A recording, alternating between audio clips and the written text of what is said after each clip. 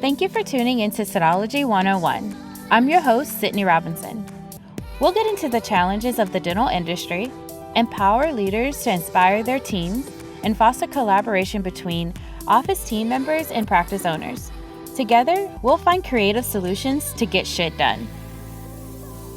So today we are going to be talking about how to build a front office that run itself. Because I know some of you are still in the office. I know some of us are just listening in. We may be driving, or maybe we're off today picking up the kiddos or at Costco, whatever it is you're doing. I just appreciate all of you joining me. I like to communicate, collaborate, understand your office so that I can make sure that I'm giving some helpful tips and tricks that is applicable and you can take this back to your practice today. One thing, I want to give you one thing that you can take back.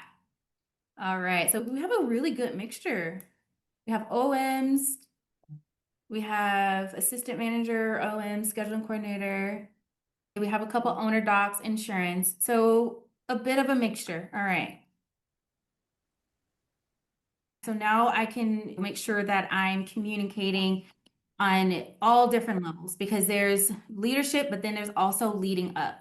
So I want to make sure that I'm helping everybody who has joined us today. I would love to know what brought you to this training, this webinar today.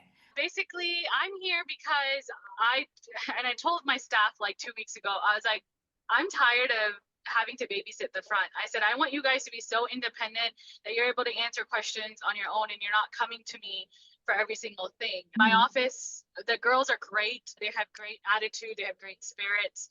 They are new to dentistry. One girl has been there for a year and the other one's been there for 7 months. So I don't blame them, but I just don't know when is it time to stop hand holding. Yeah. Ooh, girlfriend. Yes. That's a really good one. So, the first thing, Doc, that as you start to talk about babysitting in the office, and a lot of us, I know, as we talk about efficiency, the biggest thing is constantly having to repeat ourselves.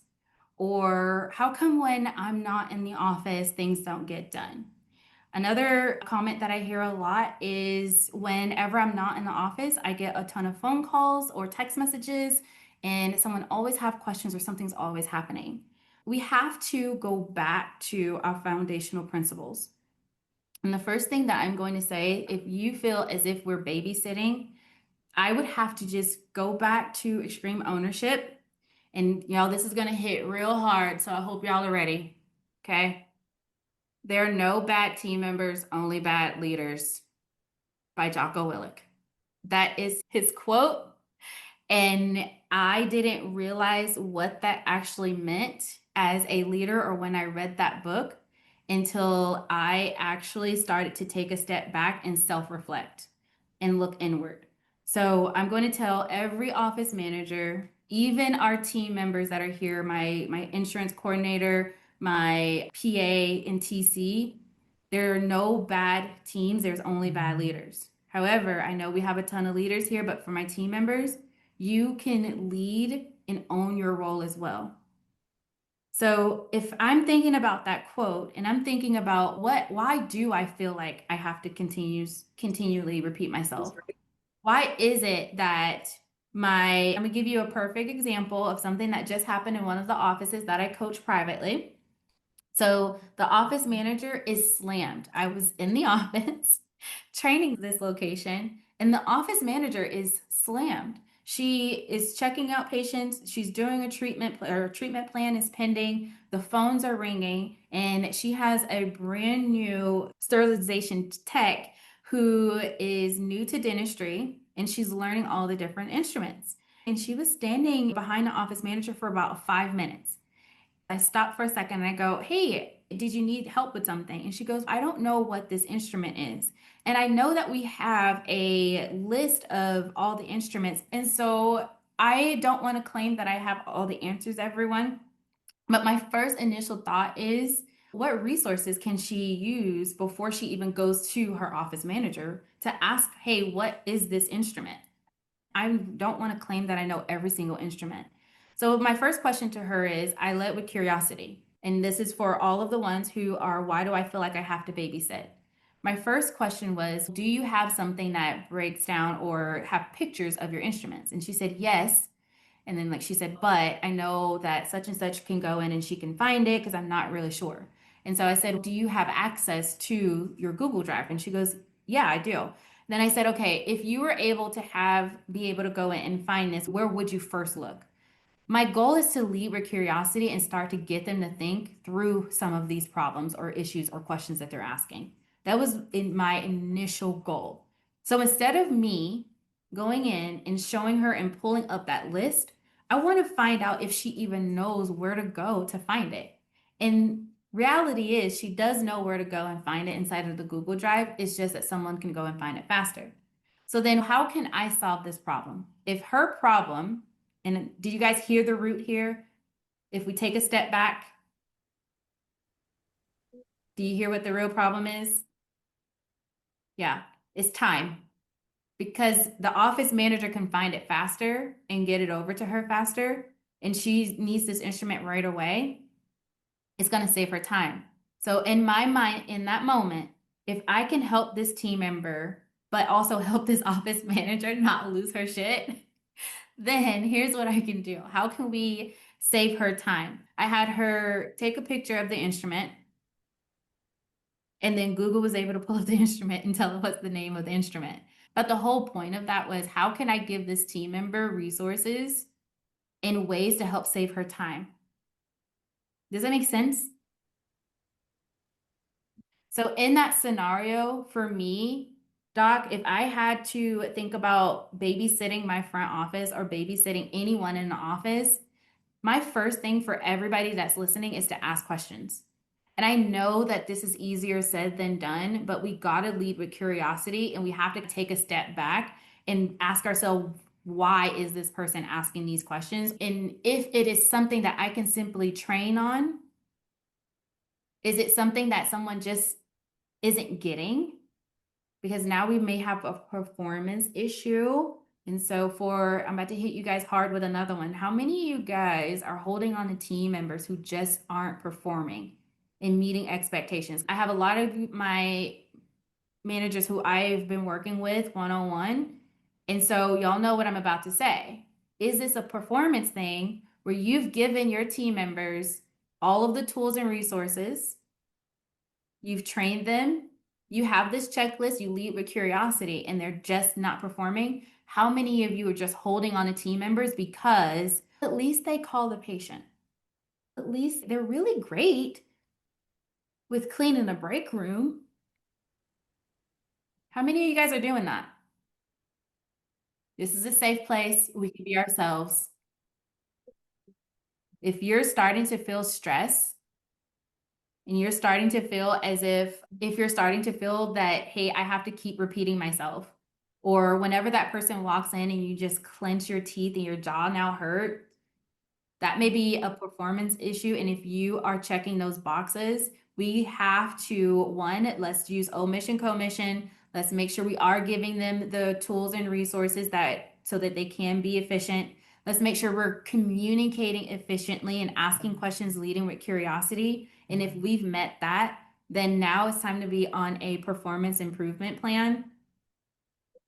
Let's see if we can get them to where we need to be. And if not, guys, while they're on that performance improvement plan, let's get an ad out, because one of the biggest things I hear from my OMs that I work with personally, well, Sydney, it's just really difficult to hire someone right now. And you're right, it is. And I know it's easier said than done, but at what cost? We are grown adults. No one should be babysitting anybody. We should be collaborating and working together. So that's more foundational, leading with curiosity, asking questions, figuring out what the real root of the problem. And so one of the solutions that I gave that office manager was, instead of having a binder, you know that you have a lot of new people who have little dental experience. What if you made like little cue cards? Take your photos that you already have that's in your Google Drive, because I get it. You may not have time to go back to the back computer and look that up. Put that in each operatory. So now you know she knows where to go to help set up those rooms. And she doesn't have to keep coming to you asking you clinical questions. Next phase of that, everybody, is all of my office managers and my team members, ask yourselves frequently asked questions. What is a question that I always have to ask? If I always have to ask, hey, Sydney, can you tell me if that lab case is here? Hey, Sydney, the x-ray machine went down. Oh God, that's giving me real past trauma. Hey, where should I schedule this patient? Really look in, and I want you guys to write down the first thing that pops up in your mind. And if I know some of us is driving, but write down what's the question that consistently get asked no matter what, every 10 minutes. What are those constant interruptions? Now ask yourself that you looked at this question. Is this something that I can simply train, create a protocol, or delegate? When you have an office manager that identifies that there's an issue and there's a team member that is not pulling their weight that probably needs to go, but the doctor is wishy-washy Ooh, about it, what are your thoughts there? I know that you just asked that because we do have this situation going. Me and Kendall are working with an office manager who's in this boat right now. And Jen just go, preach. I know that touched my soul. I know we have some doctors on here. So, doctors, I would love to know when I say this next step, this statement, how this makes you feel. First thing first, OMs, we cannot go to our providers and or practice owners or our doctors and complain about team members because that's how it's going to be received. Whenever I go into a conversation with my doctor, with my owner, and it's a performance issue and I know it's time for us to let a team member go, here are my rules. First, I want to approach this with my doctor. I want to approach this with empathy and with evidence. So, the first thing is, hey, here's what I have done. I want to go over what the challenge is. I have a challenge with Sydney showing up for work not on time. Because she doesn't show up for work on time, such and such is having to now do all of her morning prep work. In addition to that, whenever she's on the phone with patients, she's really short with patients. And I notice that over the last couple of months, our new patients numbers have been down. Now, what I've done so far is I've worked with her on phone skills. We have had several sit downs, total of 3. I've had her watch the videos. However, whenever I follow up with her, she tells me she watched them, but she really haven't. And then the other day, she told me it's a waste of her time. So, what I'm proposing is we put her on our final performance improvement plan. And in the meantime, while we're trying to see if she's going to meet us where we need her to be, then the next step is simultaneously, we're going to put an ad out to help cover her position. That way, if she doesn't meet us where we need to be, then at least we've already started the interview process and we should be towards the end of it and we can get someone hired. So I would approach it from that way versus approaching this person never does this. They always show up late. They're always rude. They always have something to say. Guys, have an out of body experience. If I am approaching that with my doctor, they're going to hear that as me bitching and me complaining. They're not hearing the work that I put into to train. And we're assuming that they know. They don't know, y'all. I love y'all to death, but my doctors to death, but they don't know. They're clinical. They're back there treating patients. They are practice owners who are also looking at things that we have no idea what they're looking at. They're also wives, husbands, aunt, uncles. They have a life outside of dentistry. So where we think that their focus is, oh, they should see what I'm already doing, the truth is they're not. So communicate that. So before we even get into what do I do with my doctor, again, look inward. Are you just complaining about someone or have you really laid it out for your doctor that way? Thing number 2 is decision making. For all of my OMs, you're putting that decision and that hard, tough conversation on the doctor, potentially. I don't know. I have some OGs in here who I know they don't do that, but potentially you could be putting that decision on your doctor, and you may have a doctor who is a non-confrontational.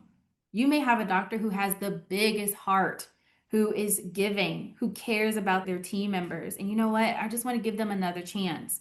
And it's okay, guys. That's who they are.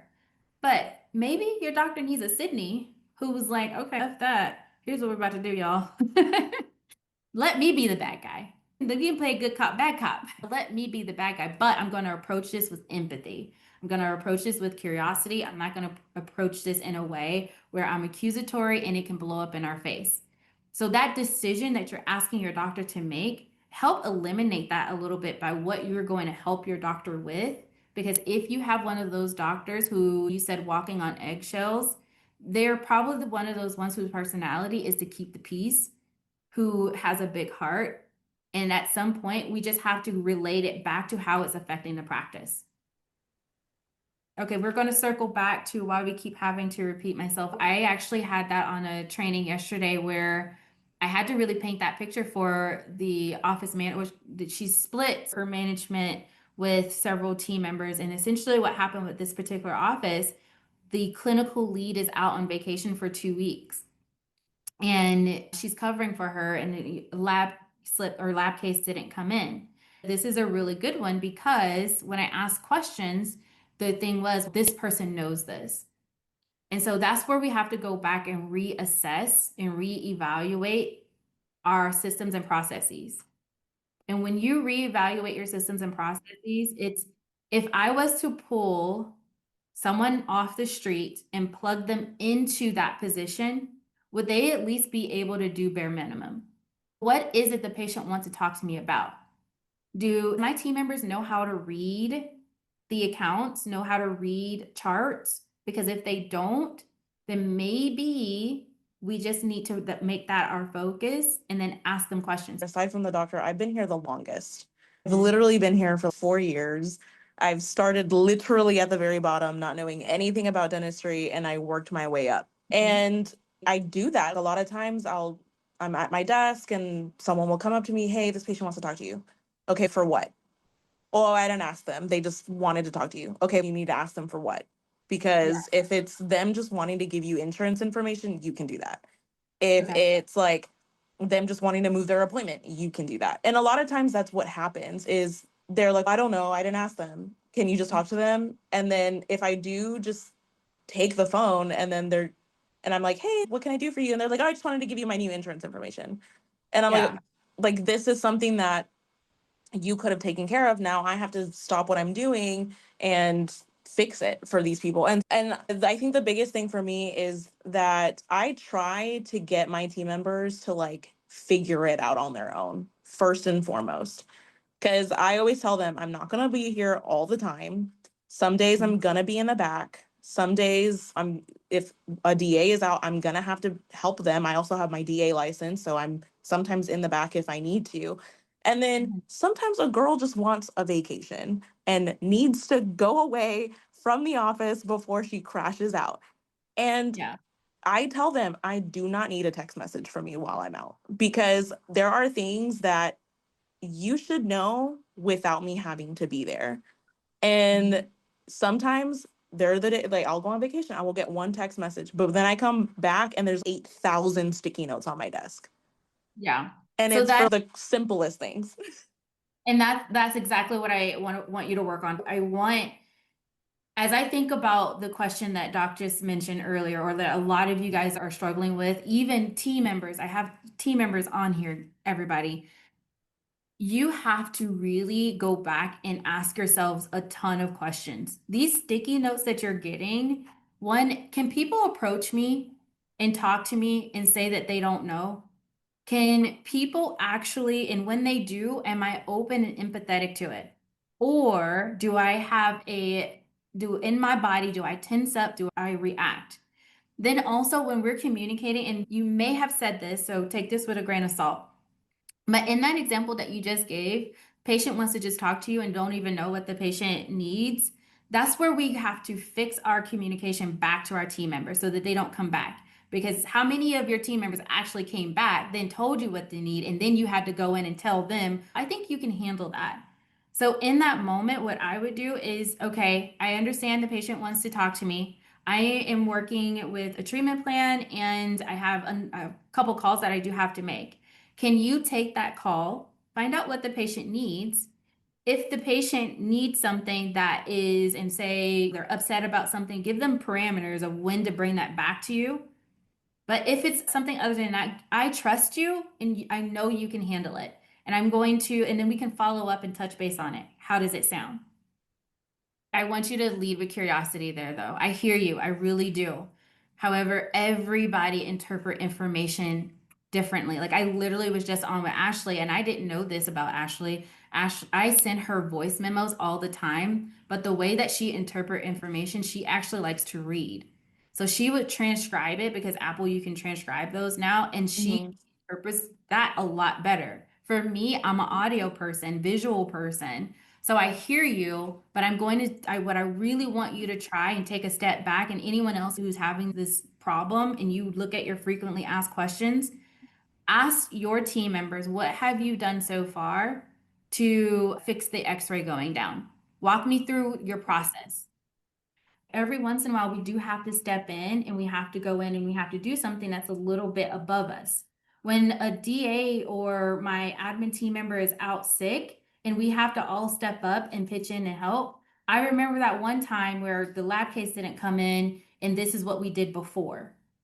Also, leaders here, as I'm talking, when someone does take the initiative and they mess up, guys, we can't jump down their throat about it because they'll never be solution driven from there. We have some people who defenses is they would freeze or they would just run away. Last time I did that, doctor got really upset with me. Last time I did that, Vanessa just went in and she just fixed it and I have no idea what she did. So we have to encourage people that, hey, it's okay to make a mistake. I take calculated risk. And so sometimes everybody here, I hear you. I know that you're having to keep repeating yourself. Heck, I have to keep repeating myself sometimes to my team members. But I always have to go back and remind them, like, guys, it's okay to make a mistake. I really want you guys to adopt that WWSD. What would Sydney do? What would Ashley do? What would Vanessa do? And if you were me, how would you handle this situation? Retrain their brain so they can think like that. And then if they do make a mistake, walk me through what you were thinking. Walk me through why you chose to handle this way. Because maybe there's something I can help you with.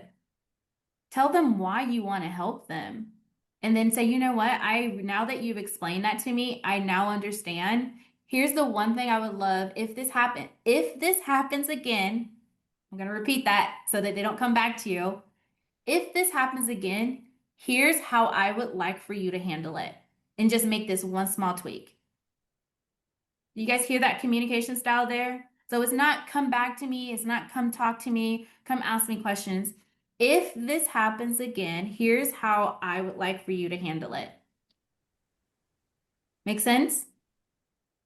And I feel like finding those mistakes in the moment, I know for me, that's the best way I learn is if I've tried something and it isn't exactly right and someone shows me the little tweak I can make to fix it, then I'm going to remember that better than just someone telling me. So I love that.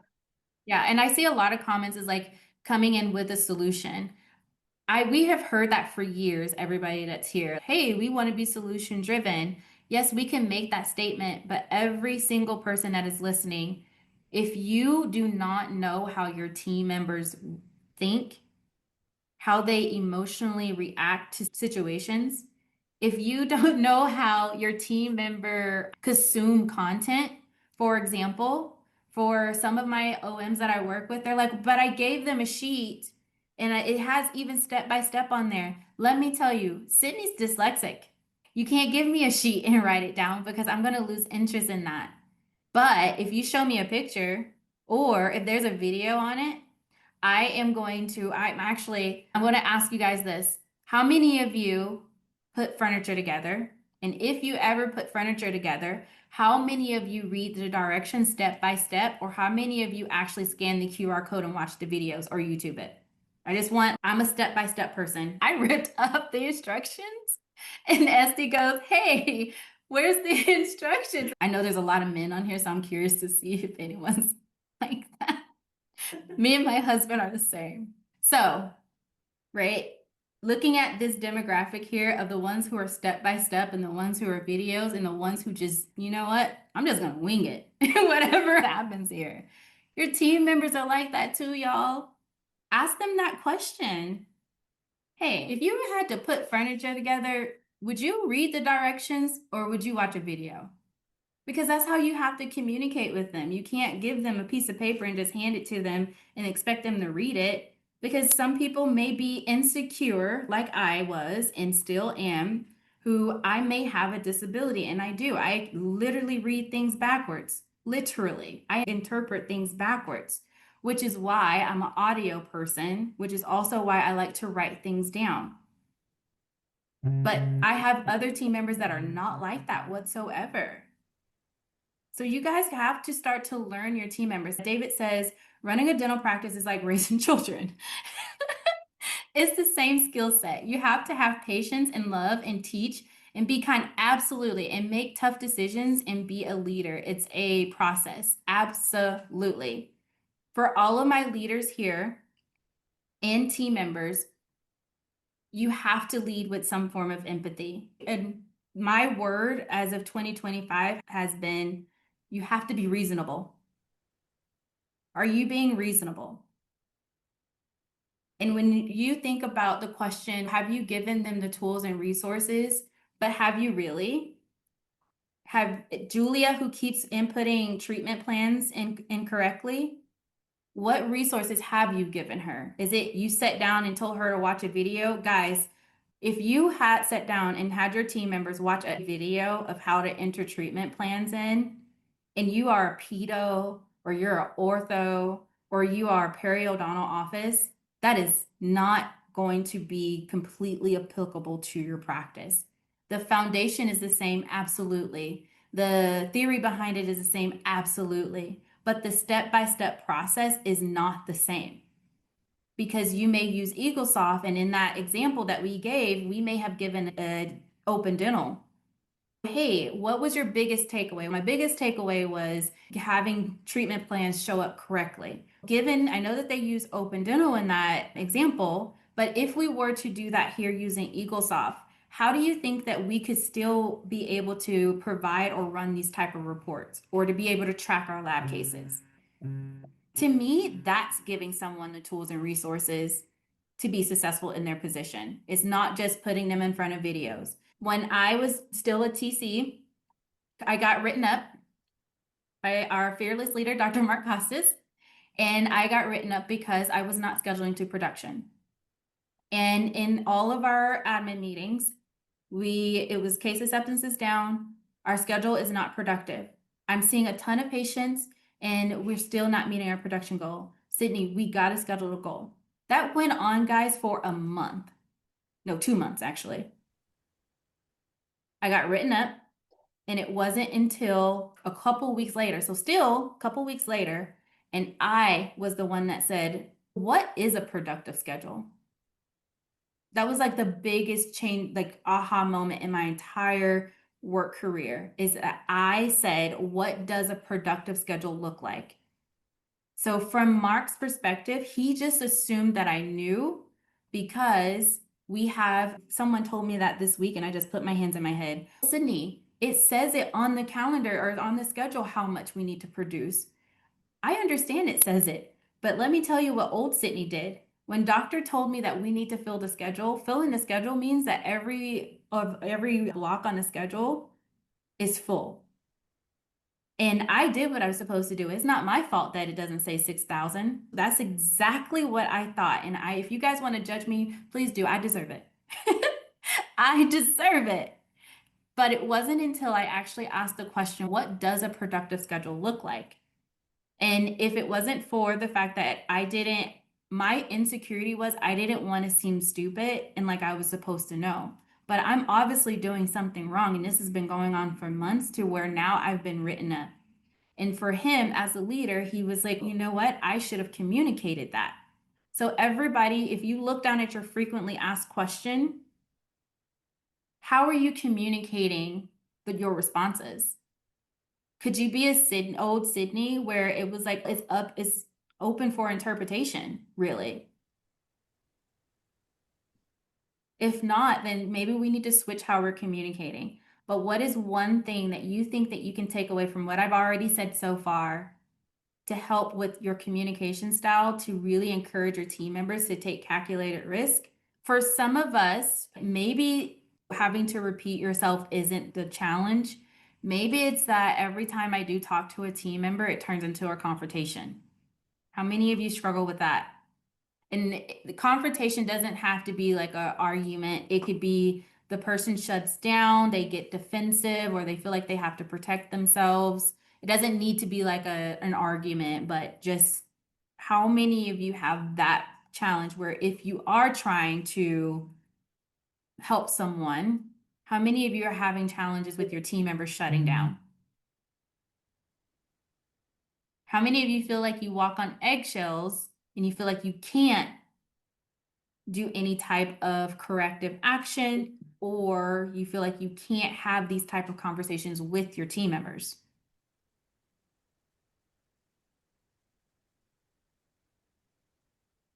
I know I've felt that way previously, where it was like anytime anything was addressed, it was like a automatic like defensive position on the other side, and Yeah. that's hard. So I want to make sure that I know for a fact that every office, every once in a while, has someone who they're like, this person is a crier. And so I just don't want them to get upset. Or this person, I keep telling them like that they're doing something wrong. And every single time that I go in and I tell them, it just turns into a thing. I know that every once in a while this happens. So I am going to give you like my top three things. It's going to go back to leadership and taking ownership and knowing your team. You guys have to know how your team members not only receive and process information, but also are they a logic thinker or are they an emotional thinker? And for a lot of my OGs who I work with personally on here, y'all know that I really rave about the 16 personalities. I really rave about the love language. And for this example, I have Esty, who is my executive assistant. I can talk to her. I can tell her, hey, I absolutely hated that. That was trash. Try again. She's laughing. I can say that to her and she will giggle. But I have another team member that if I dare say that, she will break down on me. She would really internalize it. And so I have to know those people. And so if you don't know how to communicate with someone who is direct, like me and SDR, just give it to me straight. I don't need all of this. And some people may tell you that, and that's not true. So that too, by the way, everybody, some people may tell you, oh no, I want to know what's happening. No, they don't. They're in denial. That's not true. So I love these personality tests because that does help me know how to communicate. I have that issue in my office. I've got a couple that they say that's how they receive information or how they want to, but it's more internally how they want to. And like in their mind, that's how they want to, but they just don't. Yep. And so then it's hard because when we give it to them, how they say they want to receive it, we get a total opposite reaction. Absolutely. Every time, never fails. It sets me up for failure. I'm gonna tell y'all right now. When I was in Right. OM, I was just like, but you said. So I had to figure out how to communicate if I wanted to stop repeating myself. I call it my girl tricks. Essie says I need to figure out another saying for that, but I haven't yet. So I'm going to use my girl tricks. I am going to go to Jalen, and let's say Jalen just cannot attach lab slips to save her life. Hey, Jalen, I noticed that Sydney is scheduled for today and her lab slip is not attached. Can you walk me through how do you attach lab slips?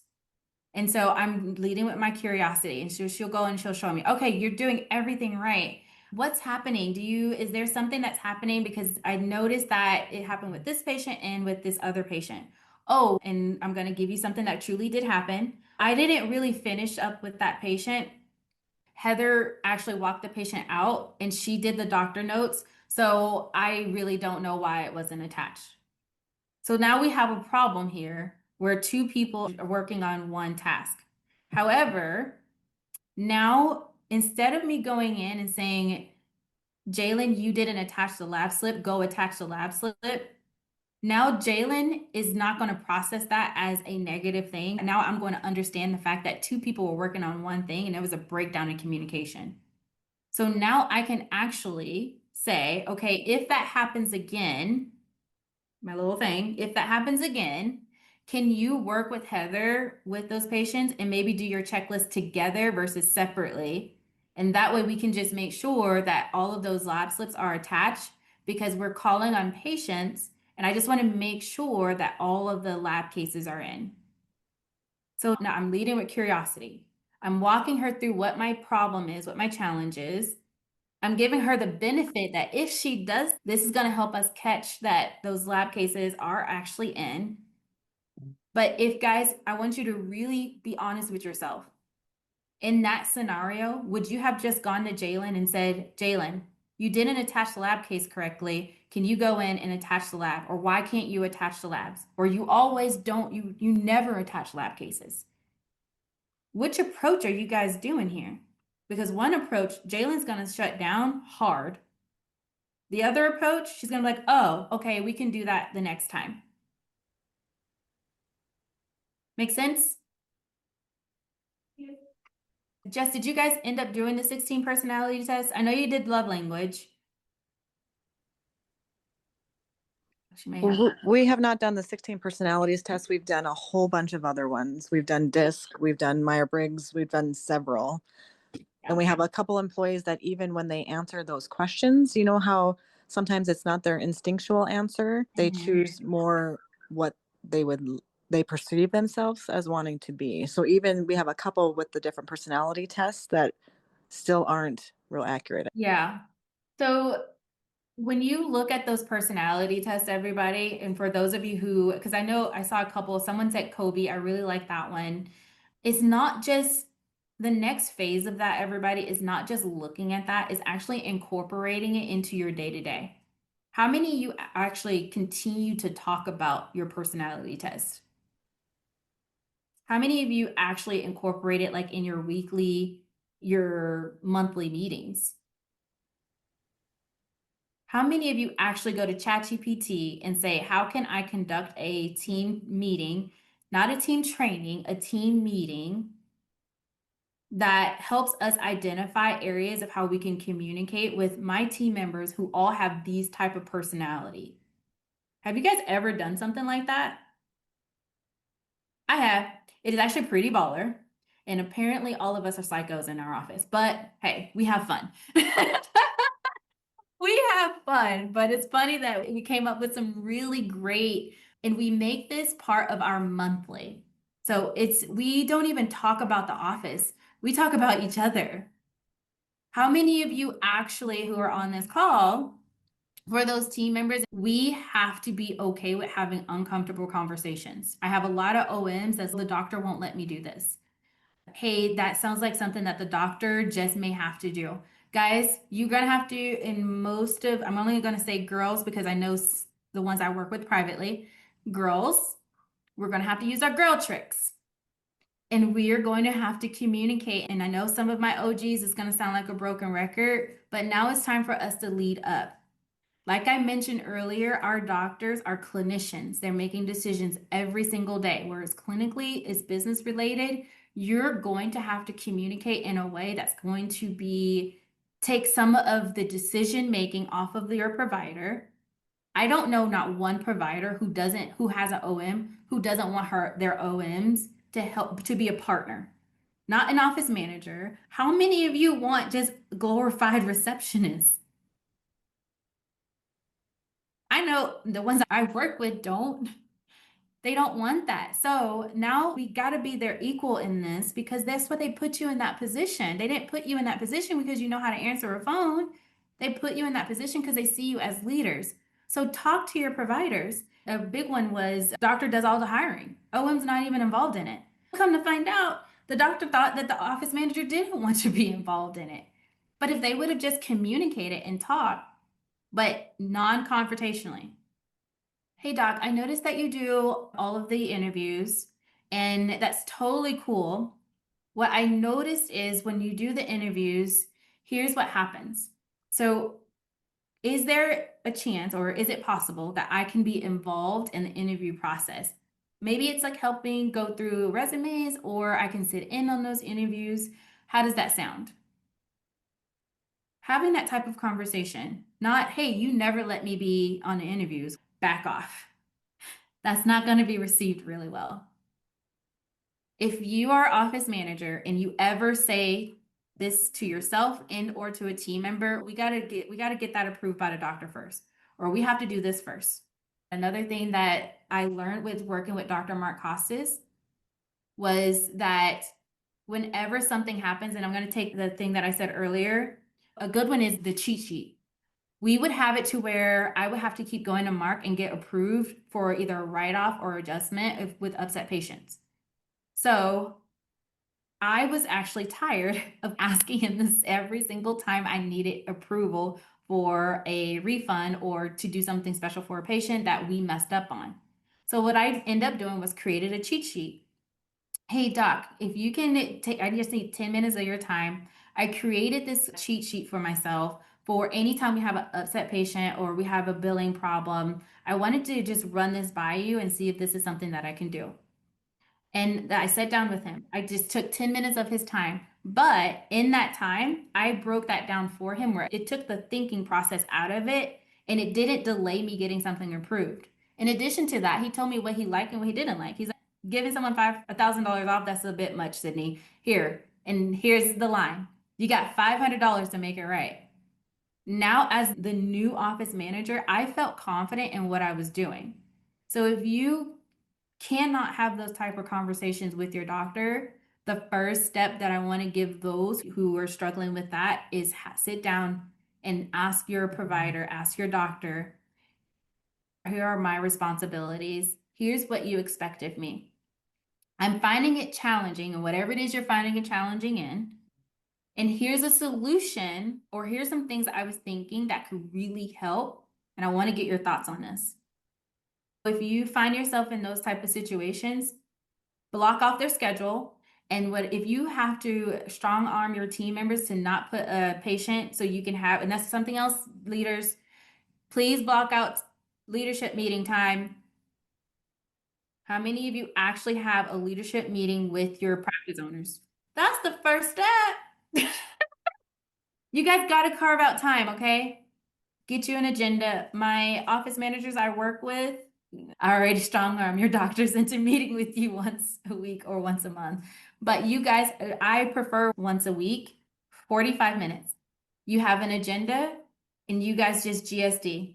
That's where you guys can make decisions. That's where you can talk about challenges. That's where you can communicate and you can set expectations. Last things I want to leave you with, office managers, if anyone's in the Midwest, we did have a couple cancellations. So I did open back up the 1-day intensive. We only are having 20 people here. Wait, are we booked? Oh, okay, Esty just gave me the real naughty look and she gave me the 2. So just kidding. We only have 2 tickets. But if 2 people wants to attend, this is for our office manager meetup, our 1-day intensive. We're all in a room and we're talking about these type of things and we're putting action items in place. You have your accountability partners, all that good jazz. So registration, I only have those 2 tickets left. And then the last thing is the 12-week office manager and team lead training. A lot of people are asking, Sydney, what is the course? Where's the videos? They're not videos. We do have videos available, but you're working with me one-on-one. You're working with me one-on-one for 12 weeks. We're meeting every week. And we have our workbook that we're using. I'm so proud of it, but we're using our workbook. And each week we have a section that we're working through. This is for all of our office managers, team leads. I even have scheduling coordinators and treatment coordinators that are working with me as well. If you are interested, we still have that open and available. So head on over, get registered, and just remember, they're not videos. All right, everybody. Thank you guys. And I hope y'all have a great Friday. This has been another episode of Sydology 101. Today's episode was sponsored by FOA Coaching. If you would like to find out more about team training, or personalized coaching, visit foacoaching.com. Also, make sure to follow us on Instagram at Sydology 101. Until next time, friends.